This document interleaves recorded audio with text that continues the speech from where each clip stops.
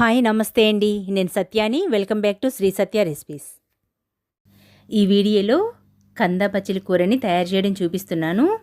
ఈ కంద బచ్చలి కూరని శుభకార్యాలప్పుడు అలాగే కార్తీక మాసంలో తినడం మంచిదని అంటూ ఉంటారు. అయితే ఈ కంద బచ్చలి కూర పెద్దవాళ్ళు చేస్తేనే కుదురుతుంది అనుకుంటాము. కానీ ఈ కూరని బిగినర్స్ దగ్గర నుండి అందరూ కూడా చాలా ఈజీగా టేస్టీగా చేసేయచ్చు. సో ఈ వీడియోలో చూపించిన విధంగా చేయండి. తప్పకుండా ఈ కర్రీ చాలా పర్ఫెక్ట్గా కుదురుతుంది. ఈ కార్తీక మాసంలో కంద బచ్చలి కూరని ట్రై చేయండి. సో వీడియోలోకి వెళ్ళిపోదాము. ముందుగా కందని తీసుకొని శుభ్రంగా కడిగి, బాగా మట్టి ఉంటుంది, శుభ్రంగా కడిగి పైన తొక్క తీసి ముక్కలుగా కట్ చేసుకోవాలి. అయితే కంద కట్ చేసేటప్పుడు చేతులు దురద వస్తాయి. అలా చేతులు దురద రాకుండా ఉండాలి అంటే వాటర్లో కొద్దిగా ఉప్పు నూనె వేసి చేతులు ఆ వాటర్లో ముంచి అప్పుడు కందని కట్ చేసామంటే అప్పుడు చేతులు దురద రాకుండా ఉంటాయి. అదే కొద్దిగా ఎర్రగా ఉండే కంద అయితే తినేటప్పుడు కాస్త దురద అనిపిస్తుంది. అలాంటి కందలో 4 జామాకులు వేసి ఉడికించుకోవాలి.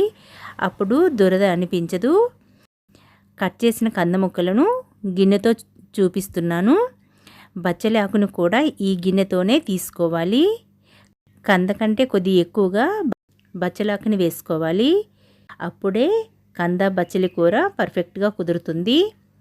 సో గిన్నెలో పావు వంతు వాటర్ని వేసుకోవాలి. దీనిపైన ఇలా గిన్నెతో తీసుకున్న బచ్చలాకును వేసుకోవాలి. ఇది తీగ బచ్చలి అండి. అదే ఏ బచ్చలైనా పర్వాలేదు. బచ్చలాకుని కడిగి కట్ చేసి వేసుకోవాలి. పావు టీ స్పూన్ పసుపు, 1.5 టీ స్పూన్ ఉప్పు వేసి మూత విజిల్ పెట్టి ఒక 3 విజిల్స్ రానివ్వాలి. అదే కుక్కర్లో కాకుండా గిన్నెలో అయితే ఒక 15 నిమిషాల్లో ఉడికిపోతుంది. అంతలో చింతపండుని నానబెట్టుకుందాము. ఒక ఉసిరి సైజ్ అంత చింతపండు సరిపోతుంది.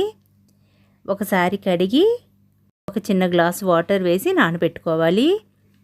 3 విజిల్స్ వచ్చి ప్రెషర్ అంతా పోయిన తర్వాత మూత తీస్తున్నాను. ఈ కంద ముక్కలను కొద్దిగా మెదుపుకోవాలి. బాగా మెత్తగా చేయకూడదు, బాగోదండి. ఇలా లైట్గా మెదుపుకోవాలి. ఒకసారి అంతా కలుపుకోవాలి. స్టవ్ పై పోపుకి ఆయిల్ పెట్టుకోవాలి. ఆయిల్ కొద్దిగా హీట్ అయిన తర్వాత పావు టీ స్పూన్ మెంతులు వేసుకోవాలి. వీటి ఫ్లేవర్ చాలా బాగుంటుంది. స్కిప్ చేయకుండా వేసుకోండి. ఒకసారి వేయించి 1 టేబుల్ స్పూన్ పచ్చిశనగపప్పు, 1/2 టేబుల్ స్పూన్ మినపప్పు, 1 టీ స్పూన్ ఆవాలు వేసి వేయించుకోవాలి. కొద్దిగా ఇలా వేగిన తర్వాత 3 ఎండుమిర్చి, కొద్దిగా కరివేపాకును వేసి వేయించుకోవాలి. చిటికెడు ఇంగువను కూడా వేసి వేయించుకోవాలి. లాస్ట్గా కట్ చేసిన ఒక 5 పచ్చిమిర్చిని వేసుకోవాలి. పచ్చిమిర్చిని ఎక్కువగా వేగనివ్వకూడదు. సో అన్నీ ఇలా వేగిన తర్వాత కంద బచ్చలి కూరలో వేసుకోవాలి. మనం కూరల్లో పోపుని లాస్ట్గా వేసుకుంటాము, కానీ ఈ కూరలో ముందే వేసి కలుపుకోవాలి.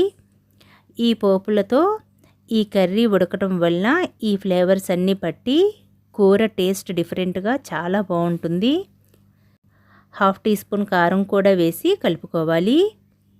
తరువాత తీసిన చింతపండు పులుసుని వేసుకోవాలి. చింతపండు పులుసుని వేసి ఒకసారి కలిపి లో ఫ్లేమ్లోనే 5 మినిట్స్ కర్రీని ఉడికించుకోవాలి. 5 మినిట్స్ తర్వాత ఈ కర్రీ కన్సిస్టెన్సీ ఈ విధంగా ఉన్నప్పుడు స్టవ్ను ఆపి ఒక 1/2 టీ స్పూన్ ఆవు పిండిని వేసుకోవాలి.